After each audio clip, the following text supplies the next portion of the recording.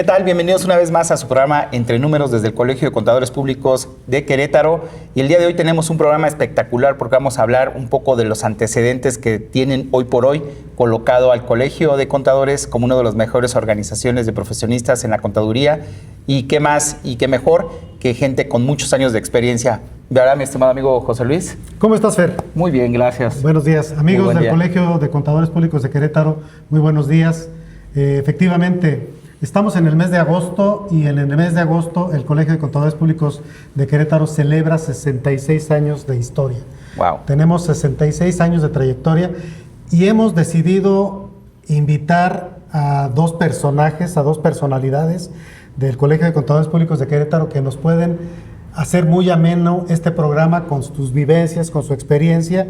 Tenemos el día de hoy al contador público certificado y maestro en impuestos, José Antonio Ávila Arbizu, todo un referente de la contaduría pública en Querétaro, a quien le agradezco su participación. Tiene más de 45 años de trayectoria profesional y seguramente muchas historias que contarnos. Muchísimas gracias por aceptar la invitación, maestro. Muchas gracias, José Luis. Estamos a la orden. Y por supuesto a nuestro amigo Agustín Mendoza Pesquera, también contador público certificado, también maestro en impuestos y con una trayectoria de más de 40 años de ser miembro y asociado del Colegio de Contadores Públicos de Querétaro. Muchas gracias. Bienvenidos, bienvenidos. Muchísimas gracias por su tiempo, por el espacio y por la disposición para colaborar el día de hoy con nosotros. Bueno, es un tema bastante interesante porque cuando lo platicábamos hablaba un poco de que la importancia que amerita siempre hablar de la evolución de una organización, ¿no? Y sobre todo una organización que ya tiene más de 45 años, ¿no? Entonces, ya para hablar de esos temas, pues qué mejor que la mesa se nutra de experiencias, ¿no? Pero, si me lo permiten, sería interesante saber un poco a qué se dedica cada uno de ustedes, es decir, su formación, cómo ingresaron al colegio, para de partir de ahí ir viendo todo este tema, ¿no? Nos puedan dar sus aportaciones, maestro. Bueno, pues yo ingresé al colegio primeramente porque mi pasión era ser contador independiente. Y el ser contador independiente de alguna manera nos orillaba a pertenecer a algún organismo que nos diera la capacitación necesaria para poder brindar un buen servicio a la sociedad queretana. Eso fue mi primer objetivo al ingresar al colegio. Tuvo a bien hacerme la invitación el contador público Paco Ceballos Ureta, en paz descanse, en el año de 1981. Ya no pude tomar protesta en 1981 porque sucedió algo en ese noviembre, diciembre, que impidió que tomáramos protesta en el 81 y se transfirió la toma de protesta de otros dos personas y yo al 2 de marzo de 1982, que fue cuando nosotros ingresamos formalmente a este colegio. Ingresamos por esa razón y porque veíamos un Instituto Mexicano de Contadores Públicos muy fortalecido. En la propia universidad yo veía que los principios de contabilidad no tenían un autor, era el Instituto Mexicano de Contadores Públicos el que de alguna manera los emitía a través de las consultas o de las opiniones de todos los gremios de contaduría. Y de la misma manera las normas, el libro de auditoría que teníamos dentro de texto en la carrera también era producto del Instituto Mexicano de Contadores Públicos. Entonces yo dije, bueno, pues esto ha de ser bueno porque de alguna manera voy a tener la oportunidad de opinar si en alguna vez sucede una consulta sobre algo de lo que yo trabaje. Siempre me gustó la contaduría desde estudiante, empecé muy joven a trabajar y eso me llamó la atención de unirme al Colegio de Contadores. Por eso llegas aquí al colegio ya desde el 81, 82 básicamente. Prácticamente, y desde ahí a la fecha, ininterrumpidamente en el colegio. Wow, pero aparte de una formación de docente, tu propio despacho. Sí. La formación mía yo creo que fue siempre el despacho y a partir de 1983 ingresé, antes había sido maestro de preparatoria o en la escuela de turismo, cosas así, que también tienen su relevancia, no nomás por decirlo. Fui maestro en la preparatoria Hércules, donde me invitó Roberto Gómez Flores, un abogado paz descanse también. Y también me invitó otras amigas, me invitaron a dar clase en turismo, Sarita Septién. Después, en 1983, me invitó Víctor Vega a dar clases y Óscar Cabello a dar clases en la ISECA en el 82. Pero en ese entonces Óscar Cabello se va de director a la Facultad de Contaduría y de ahí viene un periodo en el que me quedo yo solo en la ISECA famosa, y al poco tiempo me invita el contador Pepe Sosa a ser maestro en la Facultad de Contaduría. Y desde esa fecha hasta la fecha sigo dando clases. Para mí es una satisfacción muy importante. Estuve en la licenciatura hasta el año de 2012, que vino mi jubilación, y a partir de 2012 para acá ya nada más estoy en la pura maestría. Como dicen por ahí, soy 100% universitario. Desde 1972 que ingresé a la preparatoria, no he dejado la universidad en absoluto. Bueno, pues vaya referencia, ¿no? Imagínate. Sí, no, bueno. Y luego en una universidad que ha tenido tanta evolución también, la Universidad Autónoma de aquí del Estado, ¿verdad? Sí, cómo no. Sí, bastante. Ya en algunas ocasiones he incursionado en el ámbito gubernamental. En 1983 fui el primer Contralor del Poder Judicial, 1993, perdón. 1993, a invitación del licenciado Enrique Burgos y de la maestra Sonia Alcántara Magos, me invitaron a ser el primer Contralor. Se hizo desde la estructura completa, desde hacer los estatutos, la ley correspondiente que dé el respaldo a la Contraloría del Poder Judicial. Se hizo un trabajo muy bueno, ahí se aprendieron muchas cosas respecto de los controles y el ámbito administrativo del Poder Judicial en el Estado, y más trabajando con gente con tanto conocimiento como era la licenciada Alcántara, que verdaderamente hizo una función formidable, hizo crecer el Poder Judicial, no solo en su infraestructura, sino también en el equipo y en las formas de hacer las cosas. Muy bien, eso fue una satisfacción muy importante. En el año 2000, y a invitación, al nombramiento de los diputados del Congreso, llegué como el último contador mayor en el Estado y el primer ente superior de fiscalización, estando de gobernador el ingeniero Ignacio Loyola Vera, que me dio todo el apoyo. Cuando yo entré a colaborar en ese tiempo a lo que era la Contaduría Mayor, me encontré con que había 12 auditores. Y 12 auditores para poder trabajar o hacer la auditoría de todo el Estado, de todos los organismos, de todos los municipios, pues no alcanzaban ni siquiera a firmar. Entonces era muy poquito lo que teníamos para poder llevar a cabo la actividad. Sin embargo, me dio un respaldo muy importante, porque ese respaldo fue que incrementamos a 120 personas las que entraron a trabajar, y me dio todas las facilidades de carácter económico para que empezáramos con computadoras nuevas, tuviéramos serie de datos, dividimos a través de un control interno y de un análisis que hicimos, dividimos la forma de trabajo, separamos los municipios, los rotábamos para evitar algunos vicios a los auditores. Entonces teníamos área de municipios, área de organismos distintos. Hicimos un trabajo muy importante, separamos la parte jurídica, y que era la que calificaba al final de cuentas. Era construir básicamente toda la infraestructura. Le dimos forma en ese tiempo, y obviamente el apoyo que nos dio, tuvimos unas oficinas que pues con un espacio que era lo que se requería en ese momento. Ahí en Colinas del Cimatario. En Colinas del Cimatario nos lo llevamos para allá, rentamos 2 pisos, y estábamos en ese principio bien. Yo creo que como todas las cosas van creciendo, las necesidades se van dando, ¿no?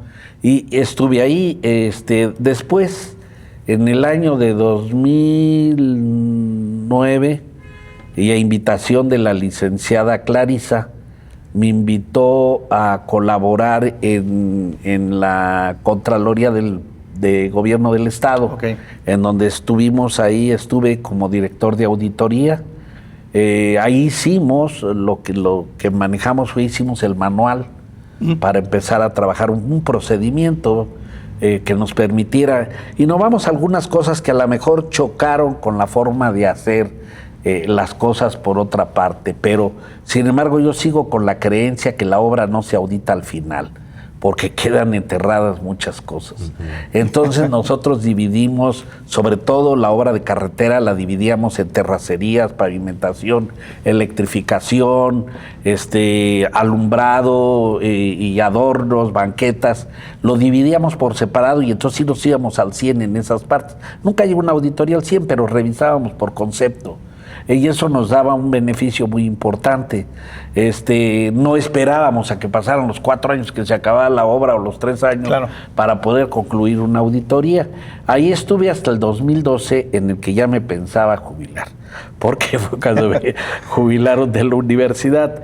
Y entonces un buen amigo, el licenciado Roberto Loyola, tuvo a bien invitarme a colaborar con él en el municipio de secretario de Finanzas. Okay. Entonces estuvimos con él, lo acompañamos hasta que salió, de forma así fue. Hicimos una buena labor, recuperamos mucho dinero, había mucha libertad de trabajar, que eso es importante, que te den la oportunidad de... La confianza. De cada chango a su mecate, si tú sabes hacer eso, hazlo. Y esa libertad teníamos con la confianza que él depositó en mí. Trabajamos muy a gusto y estuvimos hasta el año 2015. En el 2015 sí, definitivamente yo dije ya, hasta aquí se llegó el asunto. Y me da gusto, por ejemplo, seguir dando cursos. Desde el 94 hasta la fecha, me ha gustado la historia. Muy bien. Entonces me he dedicado mucho a la historia. Me metí a la Facultad de Filosofía, estudié historia, hice muchos diplomados en la Facultad de Filosofía. Después de joven me metí al Museo de Arte Sacro, que también cabe mencionar que fue una obra importante del licenciado Roberto Loyola. Me tocó estar en la Rebatinga y comprar la nueva casa donde mandamos a los que estaban, ahí era Telégrafos. Entonces sacamos a los no los sacamos, los invitamos a irse a otro lado. Y ahí en ese lugar, que era un hospital, porque era a la orilla de Querétaro, en aquellos ayeres, los hospitales, como siempre, se ponían a la orilla de la ciudad, por cuestiones de contaminación. Y ahí donde está ahorita actualmente el Museo de Arte Sacro, el Hospital de los Hipólitos. Y ahí se hizo el Museo de Arte Sacro, un lugar muy bonito, que ya cumplió 10 años. Y fue con recursos propiamente del municipio, ¿no?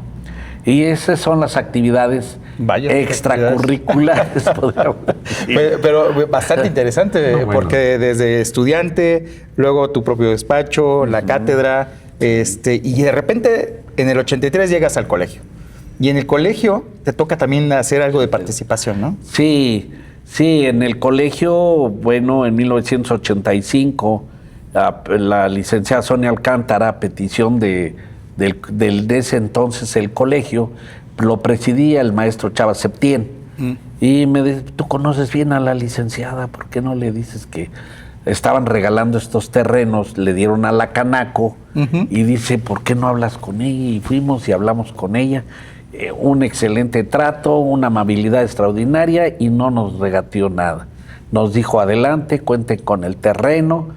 Y pues en el 85 pusimos la primera piedra. En el 85. Pero hasta si el colegio se llevó a cabo hasta el año de 1990. En ese tiempo estábamos trabajando en la construcción de la FECAPEC. El colegio como parte, y construimos la FECAPEC. Y en ese tiempo yo en lo personal estaba en el consejo del patronato de la universidad. Y donde reconstruimos muchas cosas, nos fue muy bien también, le hicimos muchas cosas a la universidad. Dentro de ellas la primera parte del posgrado se hizo con recursos del patronato, una nueva forma de hacer las cosas con una visión muy, muy acertada del maestro Salvador Septién. Y se hicieron bastantes cosas en el patronato, que para eso está. Claro. Entonces, ¿y tú ahí participabas en qué cargo? Yo ahí estuve de tesorero y secretario. Pues nada más hay que mover la y luego en la Cruz Roja también construimos la Cruz Roja con invitación del doctor Ángel Montiel. Acá atrás del estadio. Acá atrás del estadio, ese terreno ya no lo regaló el licenciado Mariano Palacio, siendo gobernador del estado, que fue quien nos había regalado también el terreno de la FECAPEC. De acuerdo. Entonces nos regalaron el terreno de la Cruz Roja y yo ahí estaba también de tesorero y construimos lo que conoces de Cruz Roja hasta la actualidad, claro. Con 2 quirófanos muy bien instalados, con servicio ya continuo y muy bien, yo creo que una cuestión muy profesional. La dirección del doctor, con la idea que tenía de doctor y todo, pues hizo que las cosas fueran muy funcionales. Y con el apoyo de muchos organismos, porque todos, Canaco, Canacintra, todo mundo abonó para que las cosas se hicieran. En FECAPEC. Sí, en la Cruz Roja. Y okay. Pues hasta ahí terminó la cuestión, ahora sí que de dar nada más de oquis. Tú lo provocas. Sí, claro, ¿no? Pero aparte es interesante porque va viendo la transformación de este colegio, ¿no? Es decir, el hacer las gestiones para la donación del terreno, ya me imagino los recursos para recabarlos y poder construir, y viene toda esta parte de la administración, ¿no? Correcto. Sí, y ya estamos hablando de básicamente, ¿qué? ¿45 años ya en el colegio? Sí, 45 años en el colegio. Básicamente 45 años. Básicamente 45. Bueno, y mi estimado amigo, tú. No, bueno, no tanto como él. No tengo todo ese perfil aquí de mi amigo Toño, que además es un excelente amigo y siempre he estado muy agradecido con él. No, bueno, yo obviamente mi perfil de contador público nace de mi padre, ¿no? Ok. Mi papá contador público. ¿También colegiado? Sí, claro. Okay. Sí, colegiado, bueno, ya murió hace ya 15 años, pero pues fue colegiado más de 50 años, yo creo que sí, en el colegio de Querétaro, aunque él es de la Ciudad de México. Ok. Como anécdota cuento que nunca lo hicieron queretano, a mi padre. Sí, somos don Roberto Mendoza. Sí, nunca lo hicieron queretano. Él llega en 1953 a Querétaro. Trabajaba, él es alumno de la UNAM, y él llega a Querétaro porque trabajaba en la Comisión Nacional Bancaria en México. Y aquí había un banco que se llama Banco Provincial de Querétaro. Lo del Fobaproa no fue algo nuevo cuando ocurrió. Okay. El Banco Provincial de Querétaro, fundado por queretanos, pues también hubo un tema ahí que se prestaron de más los socios del banco. Caramba. Y entra en un tema de quiebra el banco. Entonces mi papá, como funcionario de la Comisión Nacional Bancaria, tenía ya 2 años y medio, 3 de haber egresado de la Facultad de Contaduría de la UNAM, llega aquí a Querétaro para efectos de iniciar primero un proceso de interventoría. No, muy bien. Para efectos del banco, muy ligado a la práctica de nosotros los contadores públicos, y luego se queda como liquidador del banco, de los activos, etcétera. Muy bien. Resulta ser que en aquellas épocas, estoy hablando en los 50 del siglo pasado,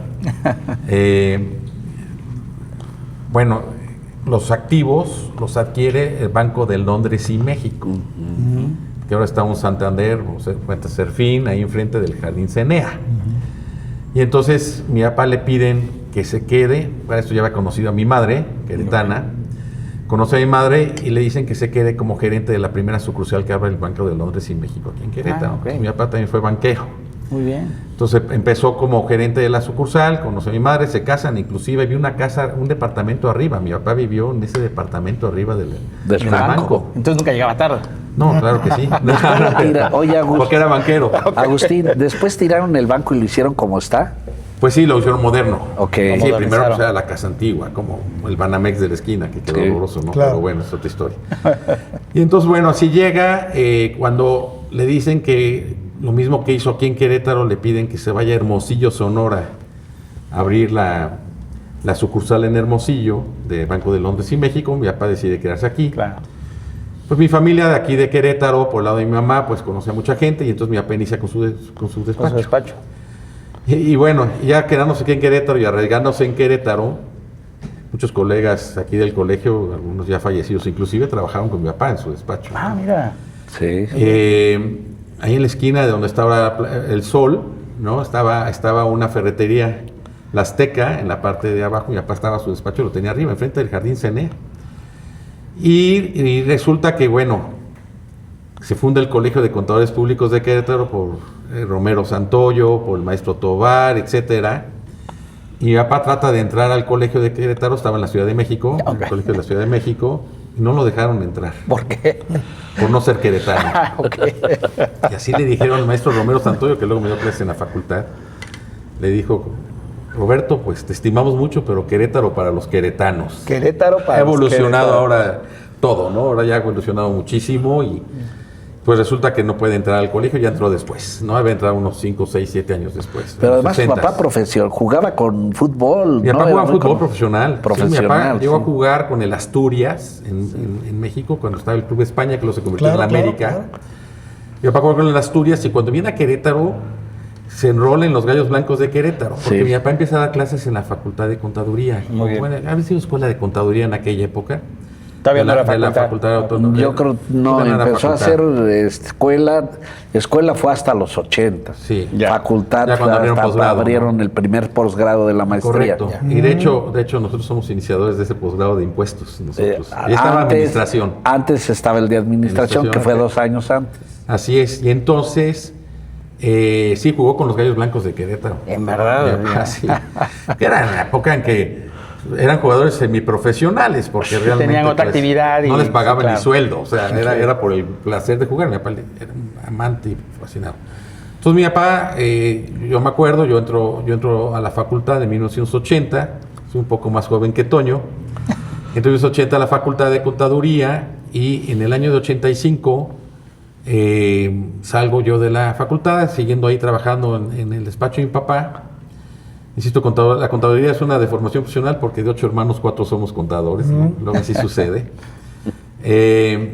Y bueno, y finalmente, pues en el año de 1986, por razones personales y un poco influenciados por algunos amigos, como Toño, que era compañero mío ya en la maestría. En la maestría, claro. Entonces fuimos la primera generación de la maestría de impuestos, Ok. aquí en la Autónoma de Querétaro. Fuimos los conejillos de indias de esa maestría. De esa generación. Sí, y entonces es cuando Toño me invita, cuando estaban todavía donde está ahora la Secretaría de Salud, ahí en la casa de los Isita. Sí. Ahí es donde estaba la primera primeras sede oficinas. que me colegio. tocó a mí, Sí. me tocó a mí del colegio. Ya estamos hablando 85, 86. 86, 3 años 86. después de Así es. que Toño. Arriba de Sancho Panza. Arriba de Sancho Panza, ahí Arriba. con Abel. ¿no? Ah, ¿cómo no? Sí, entonces ahí inicié el colegio y es cuando entro de colegiado. También un poco ligado a lo que comentó Toño, ¿no?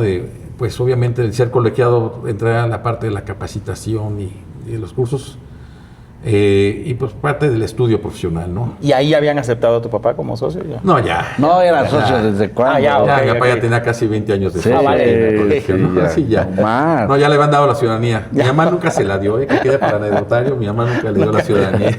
Lo considero extranjero. Sí, me lo considero, ya murió mi madre también, pero Lamentable. nunca le dio la ciudadanía a mi papá. Bueno, y entonces, y entré en el colegio. Yo siempre también profesionalmente me he dedicado a la práctica independiente toda mi vida. Nunca he sido empleado. Bueno, sí, de estudiante un tiempo en la Ferretera Oviedo. Ok. Mi papá fue auditor añísimos con don Chucho Oviedo, grandes amigos. Y me mandaban a hacer los inventarios a la Ferretera Oviedo. Y mi abuelo, por mi apellido Pesquera, tiene una tienda de muebles muy famosa aquí en Querétaro que se llamaba la agencia RCA Víctor. RCA Víctor. Juárez, Ok. a la vuelta del Teatro de la República. Ok. Y entonces también en las épocas de ocio, pues me iba a trabajar ahí a llevar el cardes de inventario. De todos los muebles. De todos los muebles, sí. Entonces, bueno, fue yo creo como el approach, aparte de lo que le ayudaba a mi papá ahí en la oficina. Y cuando ya me separé, por razones, insisto, meramente personales y profesionales, pues ya iniciamos con mi propia práctica. Y siempre he estado los últimos 40 años dedicado totalmente a la práctica profesional. Ok.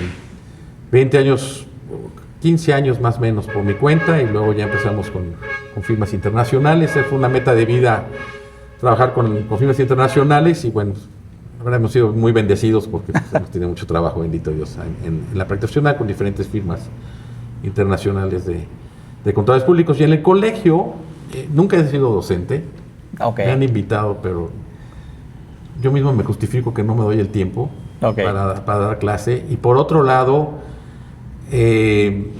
pues no soy muy paciente. ¿no? ¿Es una virtud? Si lo ponemos con los compañeros que trabajan ahí, con mi staff ahí de la oficina, pues no soy un poco estricto en ese aspecto y entonces digo, mejor creo que no sería muy bueno para las clases. Pero bueno, no lo sé. Nunca lo he intentado. ¿Nunca has intentado? No, y me han invitado y no, la verdad ¿Cursos no. tal vez? No, nada. No, yo me dedico a lo mío. Ya, Alguna vez, ya siendo colegiado, alguna vez me quisieron proponer varias veces que si quería lanzarme para la presidencia del colegio, etcétera, y no, he sido secretario del colegio, fui también, presidí muchos años la de despachos independientes, también la de sector gubernamental, también un tiempo por algunas relaciones Las comisiones, políticas, ¿no?, que yo tenía, ¿no? En las comisiones, y una vez también fui presidente de la Junta de Honor aquí del colegio, con gente de primera, ¿no? Con Sergio Ledesma, con David Torres, y también estaba nuestro querido amigo, que en paz descanse, Chucho Sil, un compañero muy combativo aquí en el colegio, Chucho, ¿no? Que en paz descanse, buen amigo. ¿Cómo no? Y bueno, nos tocó algunos temas ahí, ¿no? Vivir, y no ya, actualmente pues... Son 40 años después de todo. 40 años. 40 años, sí, porque sí, 40 años. Entras en el 86 y básicamente No, son sí, 40. y aquí andamos, y sí participamos en lo que pueda, claro, en cuestión de capacitación y todo, pero ya realmente mi enfoque es al 100% de la firma, porque además ahora ya en la nueva firma en la que estamos, pues soy el director nacional, ¿no?, de la firma. Felicidades. Y entonces pues ahora dependen de mí más de 300 personas, ¿no? Wow, entonces, increíble. A nivel México, 8 oficinas, entonces pues ya no me da menos tiempo tengo. Por eso te agradecemos precisamente. ¿no? Pero encantado, y con Toño pues he vivido aquí lo que ha evolucionado el colegio. No, y aparte fueron compañeros de banca, maestría, ¿no? Ahí sí. los que inauguraron la maestría de contabilidad. No tan aplicado como Toño, pero ahí Impuestos. hicimos nuestro intento. Sí. Maestría en impuestos en la Autónoma de en Querétaro. Autónoma. Sí, Sí. Yo estudié la carrera en la Autónoma de Querétaro. Claro. Y además pues siempre hay un tema ahí del perfil. Mi papá fue maestro muchos años aquí en muy bien. en la Escuela de Contaduría. Que nos comentabas un tema, ¿no? Que ahí sí no deja de ser un poco... No, bueno, pues sí, luego ya salió por razones un poco políticas, ¿no? Okay. Vamos a guardar las formas, pero salió de ahí de la Escuela de Contaduría. Pues sin embargo, siempre en la facultad, inclusive yo fui representante de grupo, ¿no? En primero y segundo semestre, cuando estaba el Chino Laudiano y todos ellos, ¿te acuerdas? Ahí en la Escuela de Contaduría. Y no, pues la verdad sigo reconociendo, obviamente, respeto todas las demás escuelas de contaduría, ¿no? Tengo un hijo contador que es del TEC de Monterrey, bueno, así es la vida, ¿no? Nadie es perfecto. Pero sí se alcanza a percibir esto ahorita que tocas este punto, porque al final del día, qué interesante es, primero, ya tú eres queretano, por mamá, y ya vienes en esa línea, queretano, y una universidad tan prestigiosa en Querétaro, y tan querida, porque nosotros que somos extranjeros, pues de repente nos toca escuchar de estas vivencias de una universidad. Y en el staff te das cuenta, ¿no? Yo creo que eso es parte del todo, ¿no? En el staff profesional, la verdad, no tengo ninguna queja, y guardando, insisto, absoluto respeto en la formación profesional en otras universidades, pero el staff de la Autónoma de Querétaro traen un perfil muy bien hecho para trabajar. Mira que vamos a tocar al final. Tiene un prestigio muy importante. Sí, es una excelente, para mí es de las mejores escuelas de contaduría en México, la de la Autónoma de Querétaro. Excelente. Además con maestros como mi buen Toño aquí, pues, ¿qué puedo decir? Creo que concurrimos más bien concurrimos los tres que tenemos en común ser universitarios. Así es. Ser 100% UAC. Como lo Y se percibe, déjenme, se los digo, que he tenido oportunidad de repente estar en varios foros con queretanos que son egresados de UAC, vaya, y defienden la camiseta y se les alcanza, a ver ese orgullo. Y eso es ese sentido de pertenencia en una universidad tan prestigiosa, pues no está por demás reiterarlo, ¿no? Y ven nacer ustedes como primera generación esta maestría en impuestos. Sí, claro. Y su experiencia ahí como compañeros de clase. Antonio, magnífica. ¿Sí? Sí. Voy a decir una cosa, aparte del grado de maestro, lo que haya sido, gané un gran amigo. A ver. Lo digo aquí frente de todos, no tiene nada que ver eso, si quieren lo cortan aquí. No pasa nada, al contrario. En las cámaras, pero el privilegio de Toño, la verdad, siempre nos hemos entendido muy bien, la verdad, siempre. Yo ahora he sido maestro Toño, por ejemplo, de mi hijo Sebastián, que ya salió de la maestría. Está por titular. Y fue maestro Toño. Hay un eje rector en esta gestión del Colegio de Contadores, y ese eje rector es trascender con valores. Correcto. Y la amistad es uno de nuestros valores. Está muy bueno lo que pusiste en el trascender con valores. Trascender con valores, y eso es parte también de lo que, pues lo vives, ¿no? Yo lo viví cuando estuve en el tiempo en la Junta de Honor. Toño participaba en la Junta varias veces. Y también, bueno, eso lo heredas, ¿no? Claro. Finalmente, mi padre, por ejemplo, formó parte de la Comisión Nacional de Ética del Instituto. Importante. Liderada por un tío mío, primo de mi madre, Enrique Pastor, cuyo papá, Luis G. Pastor, fue presidente del Instituto Mexicano de Contadores Públicos. Sí, cómo no. A nivel nacional. Y famoso aquí en Querétaro, Luis G. Pastor. Sí, Luis G. Pastor. Pues vamos a una pausa, si nos lo permiten. Claro, sí. Porque regresamos para tener algunas conclusiones importantes de la historia, de las referencias, de las reseñas que nos puedan compartir de lo que es el Colegio de Contadores Públicos de Querétaro. Y sobre todo su visión, de qué es lo que ustedes están visualizando con su experiencia, de lo que puede seguir. Y algo interesante, ya tienes hijos con maestría, ¿qué sigue para el joven? ¿Qué sigue para los chavos? ¿Esto es una opción? ¿Sigue siendo la misma opción de hace 40 años, hace 43 años para el contador? ¿O ya es momento de voltear o fortalecerse de otra manera, no? Sí, yo creo que ahora que hablemos de la evolución desde el nacimiento del colegio, aquí en Querétaro, por supuesto, a nivel nacional ya tiene más de 100 años, pero aquí en Querétaro, si hablamos de la fundación del colegio, con el antecedente que tenemos de los primeros colegios, ya en forma, porque todavía tenemos antecedentes con Próspero C. Vega, en los antiguos colegios civiles, pero ya en lo moderno, podríamos decirlo así, de la época de Enrique Martínez y Martínez, con el ICQ, y platicaremos algo de la historia de cómo fueron creados esos dos edificios al mismo tiempo, el edificio donde estuvo el ICQ y el edificio donde estuvo la Cruz Roja un tiempo en la calle de Hidalgo. Excelente, regresamos con eso, hacemos una pausa entre números. Hola, qué gusto que estés aquí. Antes de continuar, tenemos este intermedio para que conozcas todas las novedades que tenemos para ti en el colegio. Vamos a ver.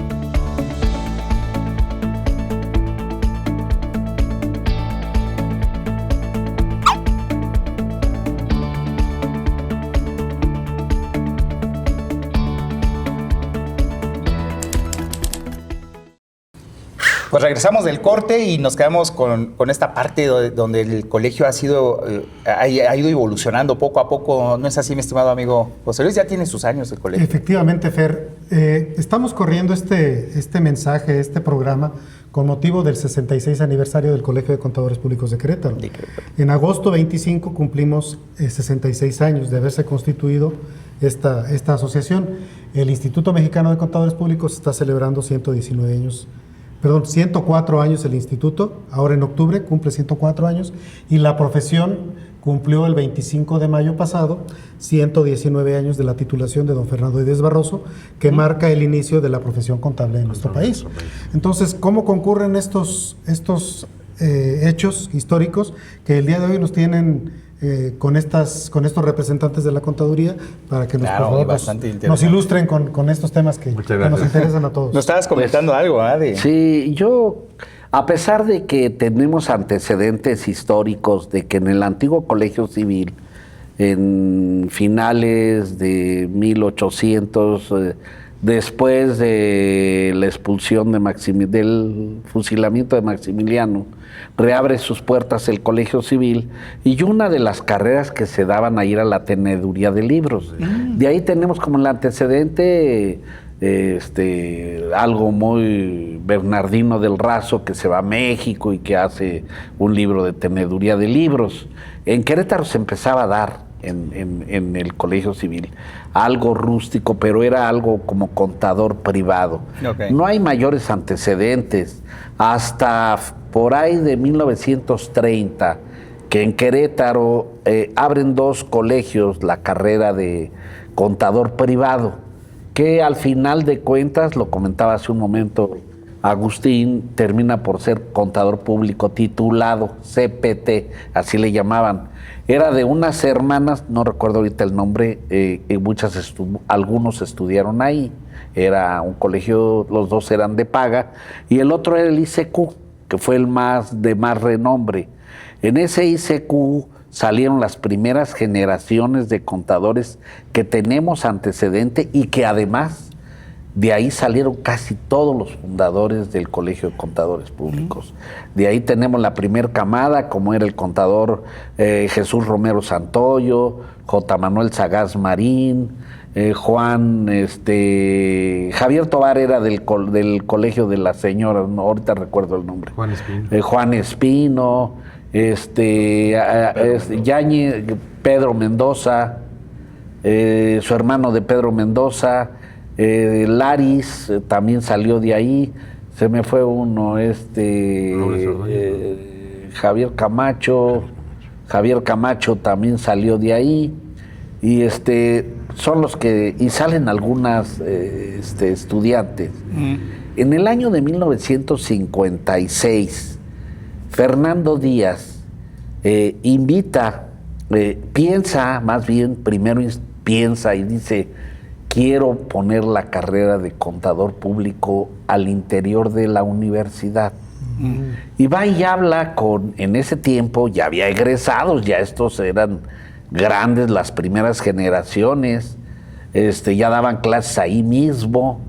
Va y habla con Enrique Martínez y Martínez. Dicen las malas lenguas, no sé, esa es una cuestión no probada, pero es una teoría, y así la digo, porque dicen que Fernando Díaz le ofreció a Enrique Martínez que cerrara el ICQ y le daba la dirección de la Escuela de Contaduría en la universidad. Que al final no fue así, se la dio a un alumno, a Roberto Bambach. La primera dirección de la Facultad de Contaduría la tuvo Roberto Bambach. Y esta generación empezó trabajos, todavía viven 2, 3 de ellos. Esta primer generación empieza a estudiar en la facultad, en la Escuela de Contaduría, en el año de 1956. Y esta primera generación hay connotados profesionistas como el maestro Salvador Septién, como Juan Montoya, como Ramírez, como los, ¿cómo se llamaba? Servando Trejo, su hermano de Servando Trejo, por mencionar algunos. Esta es la primera generación que egresa de la escuela, de la universidad. Claro. Y siendo su director Roberto Bambach. No, con don Fernando Díaz como Ramírez. Sí, Ramírez, Rector. Él era el rector todavía. El que le tocó la autonomía. Así es. El padre de la autonomía de la UAC.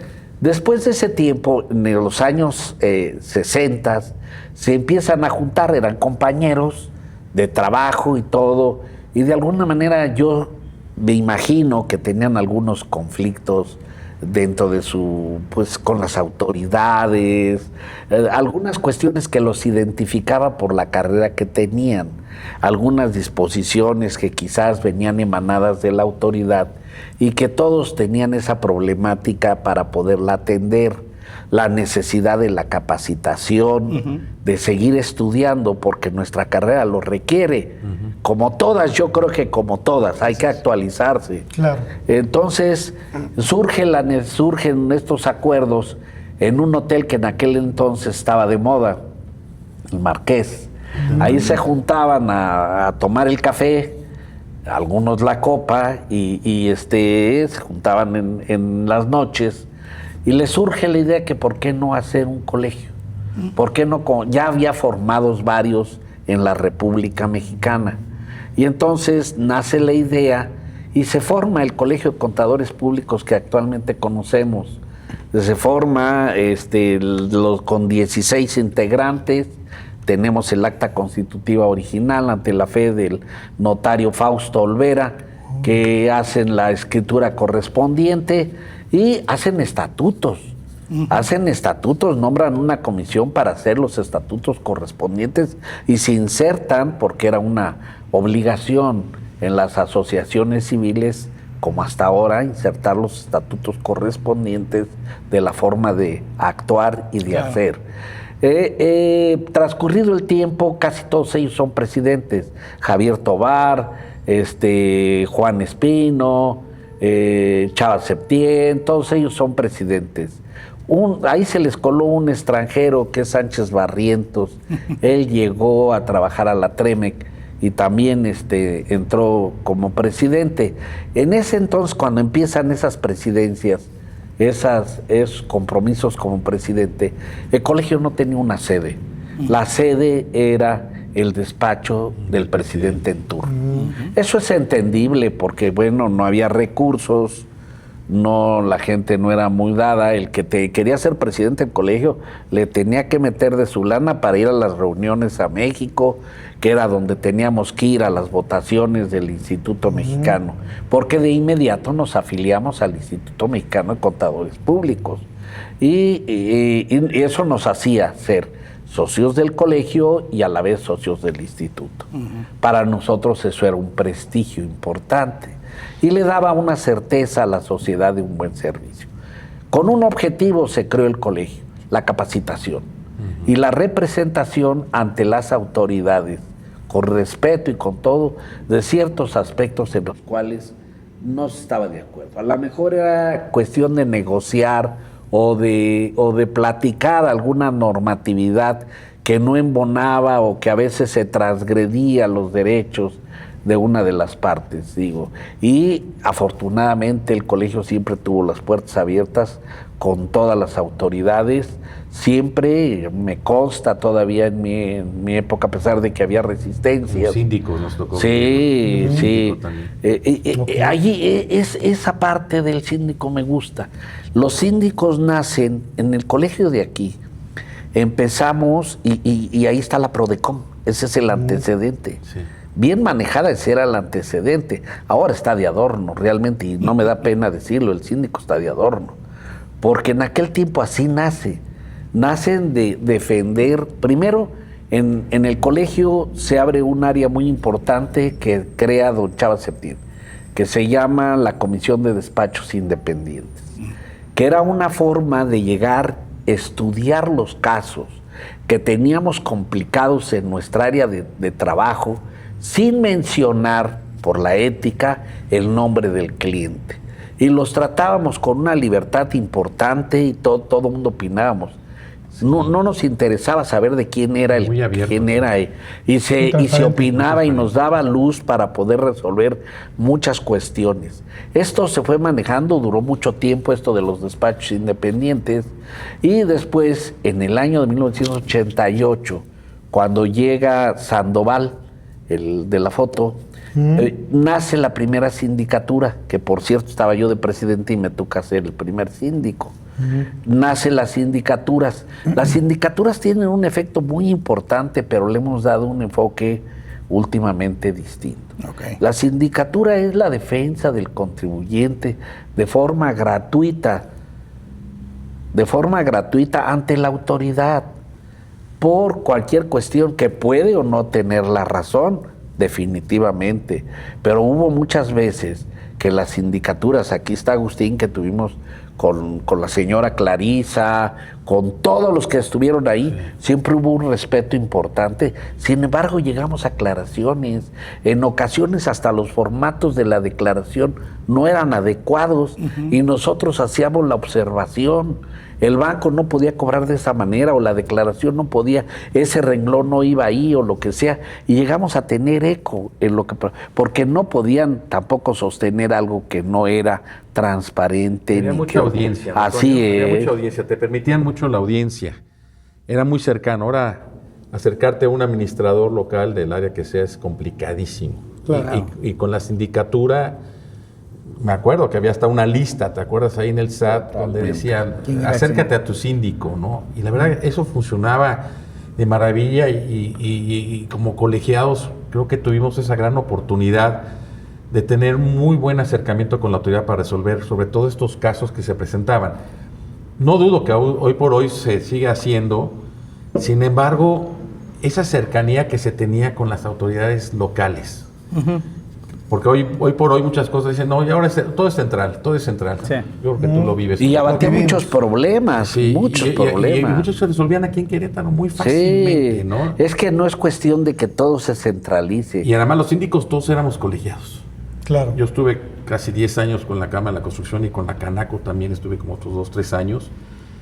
Y todos éramos colegiados, entonces todos nos conocíamos, todos sabíamos lo que teníamos que Concurrían. platicar y todos experimentábamos las mismas cosas. Y creo que esa es la fortaleza que tiene un colegio, ¿no? Porque pues, somos colegas. Aquí no venimos a competir si tú eres mejor Claro, que yo por supuesto. como colegas, sino qué hacemos mejor por todos, ¿no? ¿Será que en este punto, nada más, en este punto es donde de repente la tecnología no ha ayudado mucho?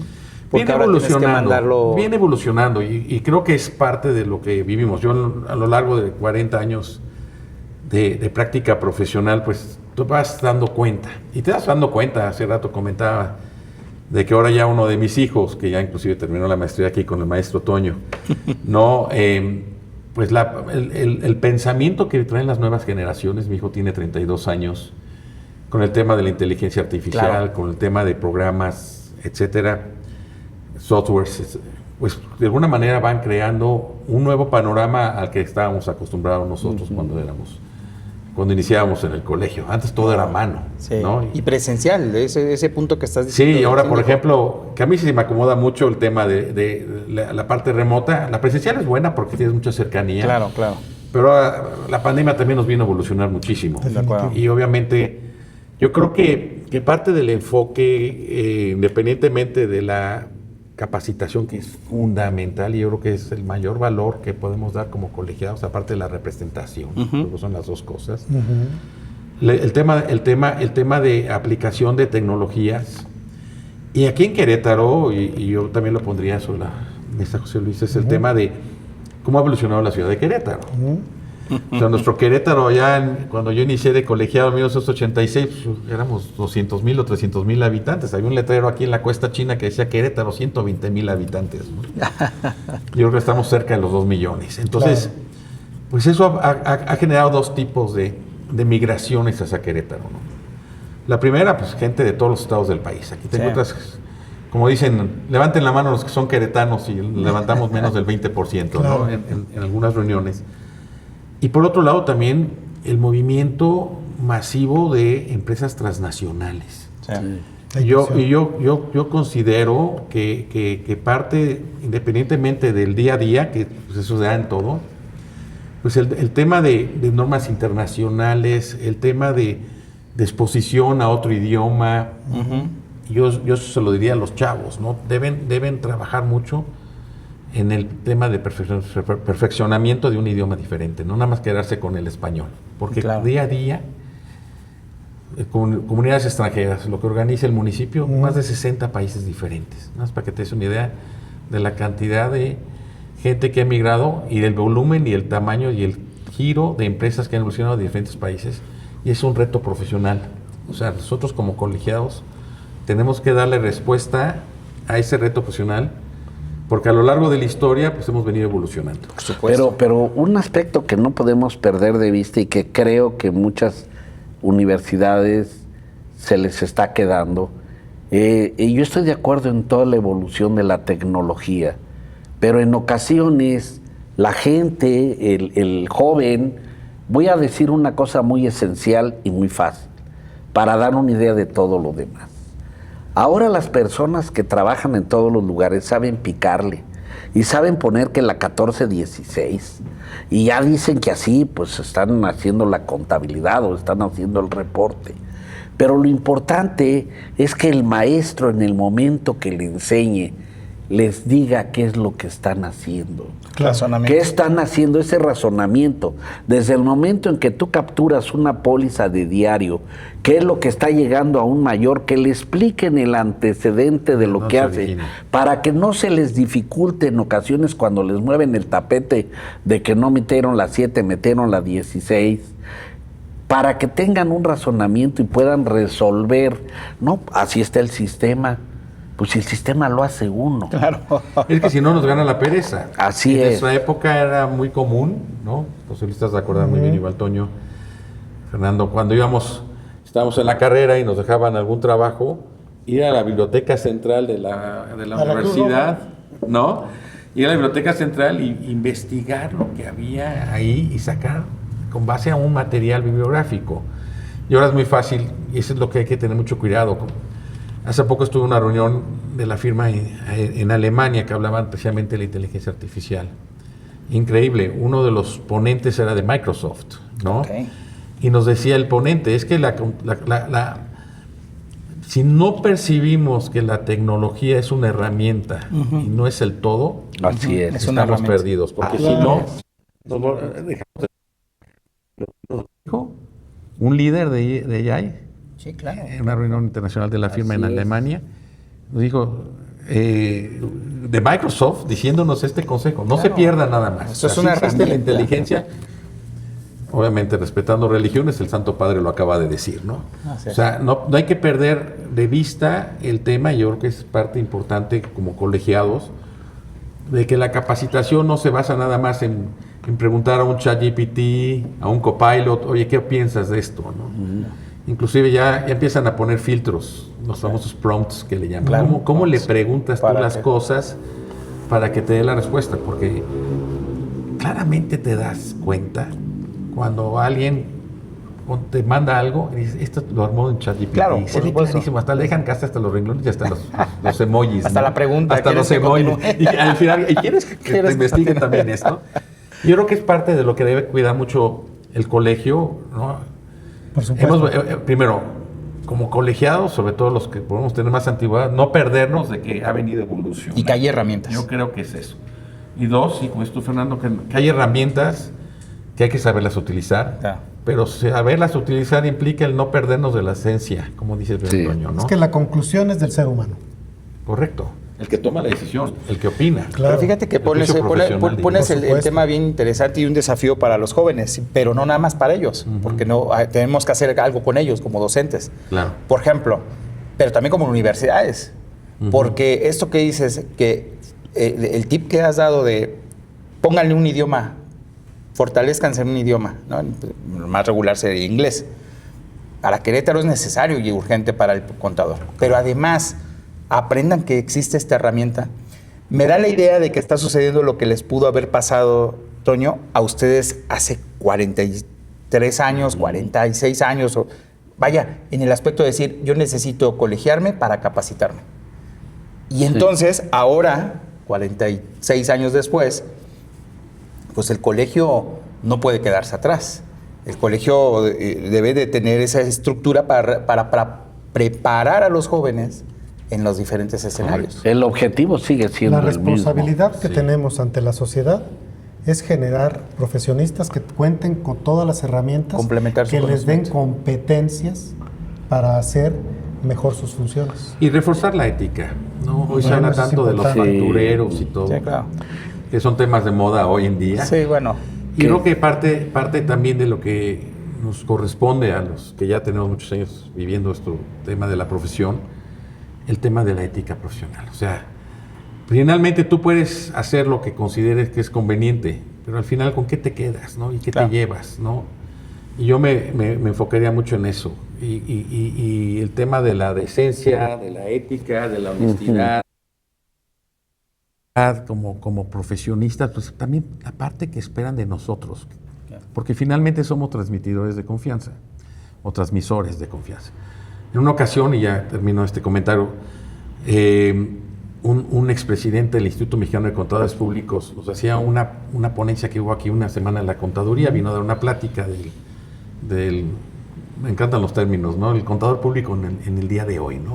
Ese tipo de, Los títulos de las conferencias. Okay. Y nos decía en relación de lo importante de lo que estamos haciendo, ¿no? Y nos decía que, por ejemplo, que cuando un colega ejecuta mal su trabajo, el receptor del servicio, tu cliente, le va a decir, por lo menos, era una estadística que tenía el Instituto Mexicano de Contadores Públicos, le va a decir por lo menos a 16 conocidos que tú hiciste mal el trabajo. Claro. En cambio que si lo haces bien, no va a pasar de más de 3. De acuerdo. De ahí la importancia de que hagamos bien las cosas. Pero es la mejor forma de pasar publicidad. Sí, no, con sí, el resultado. Y la otra, sí, de acuerdo, Toño. Y la otra, pues es también, como yo les digo a los chavos, ¿no? Sobre todo los que están iniciando, ¿no? Formándose ahí en la oficina o con cualquier cliente, el staff que también tiene ahí administrativo. Si cuando tú te equivocabas en la escuela, todavía tenías la oportunidad del examen extraordinario, ¿no? De enmendar tu error, ¿no? Nada más tener que estudiar doble para sacar tu examen extraordinario. Sin embargo, acá, en la vida del día a día, en la realidad de la vida, si tú te equivocas, puede costar mucho dinero. Muchísimo dinero. Y no nada más en el tema, bueno, en la parte material, ¿no? Cuantitativa, pues el dinero, que te puede costar hasta tu prestigio y tu reputación profesional, que sería la parte cualitativa, ¿no? O sea, primero cuantitativamente, pues puede costar dinero para la firma. Y la otra, la parte cualitativa, que es el tema de la reputación. Y yo creo que nuestro compromiso debe ser siempre enfocado a eso, que tenemos que generar confianza. La confianza cuesta trabajo ganarla y se puede perder en un día. Entonces, yo creo que es parte también de lo que tenemos que enfocarnos mucho. Sin duda. Y por eso de ahí que yo en un principio nunca acepté que la publicidad se hiciera a través de volantes, a través del periódico y eso, porque yo considero que no es una forma de ganarse la confianza de la gente, sino que nosotros como profesionistas, la mejor forma de poder ganarse la confianza de la ciudadanía es con el trabajo bien desempeñado, como lo comenta Agustín, que se lleve a cabo con ética, con conocimientos. Y eso, muchas veces acércate al colegio, hay cursos, es el objetivo central del colegio, la capacitación. ¿Por qué no te pegas a algo que está adecuado a lo que tú estás ejerciendo? Y es la mejor forma de poder preguntar a través de las comisiones. Así es. Con el que está a tu lado, compartir los puntos de vista. Eso, y lo que bien comenta Agustín, yo creo que sí se ha perdido mucho el sentido de la ética en muchos lados. El espíritu de servicio que debemos de tener como contadores, yo siempre lo digo, el servicio lo puede dar cualquiera, pero la atención a la gente y todo lo demás no lo da cualquiera. Claro. Entonces, es muy importante la forma de cómo se hace eso con la sociedad en general, ¿no? De acuerdo. Es un tema importante este que estás tocando. Sí, yo creo que la forma cuenta en ese sentido. Y pues no nomás trabajar por trabajar, sino que hacerlo bien. Si no, mejor pues no meterse en esto, ¿no? Mi estimado amigo, pues el tiempo ya hizo su función, ya hemos llegado a la parte final del programa. Sí. ¿Qué te parece si vamos cerrando con conclusiones y mensajes tal vez? De acuerdo. ¿Queremos hacer algún comentario adicional para cerrar? Yo no, ya nada más agradecer muchísimo la oportunidad que nos dan ustedes de estar aquí con ustedes, de convivir con mi amigo, Toño. Y obviamente pues siempre al servicio, ¿no? Estamos para servirles a ustedes y bueno, somos muchos años acumulados de experiencia y algo hemos aprendido en la vida, pero siempre aprendemos también de los jóvenes. Los jóvenes están en un dinamismo diferente y hay que aprender de ellos. Hay que aprender de ellos. Pues gracias por la invitación, José Luis, gracias. Muchas gracias y siempre que sea en favor y en beneficio del colegio, yo creo que nos da para pensar un poquito. Así es. Si venimos al colegio, venimos para fortalecerlo y para hacer. Que no venimos para crear conflictos, ni mucho menos. Que de alguna manera pongamos más cuidado en eso. Que la imagen que demos afuera sea de un colegio unido en el que verdaderamente pongamos nuestro granito de arena para que esto siga creciendo. Si a través de 66 años no se ha acabado, que sea el momento de que esto empiece a crecer. No para hacer competencias con las demás organizaciones que existen, no, pero sí para dar calidad al propio Colegio de Contadores. Excelente. Muchas gracias por la invitación. Gracias a ustedes. Y estamos a las órdenes. Pues comparto tu visión, maestro. Yo creo que estamos para construir y estamos para trascender. Logremos y sigamos haciendo que el Colegio de Contadores Públicos de Querétaro trascienda con los valores que nos distinguen. Amigos, síganos en redes sociales. Podrán escuchar este programa en Spotify, podrán verlo en YouTube y nos podrán ver en los Reels de redes sociales. Muchísimas gracias y seguimos trabajando entre números. Así es, nos vemos para el siguiente programa en septiembre y octubre, ya preparando el fin del año. Entre números, les dejo un cordial saludo, nos vemos pronto. Hasta pronto. Muchas gracias. Bueno. Pues muy Gracias bien. por escuchar a nuestros profesionales. Encuentra todos los eventos disponibles en la página oficial ccpq.org y síguenos en redes sociales para estar al día de todas las novedades. También agradecemos a nuestros patrocinadores por hacer posible este episodio. Gracias a cada uno de ellos por su apoyo al Colegio de Contadores Públicos de Querétaro. Recuerda que puedes escucharnos en YouTube y en Spotify. Nos vemos en el siguiente episodio. Espéralo.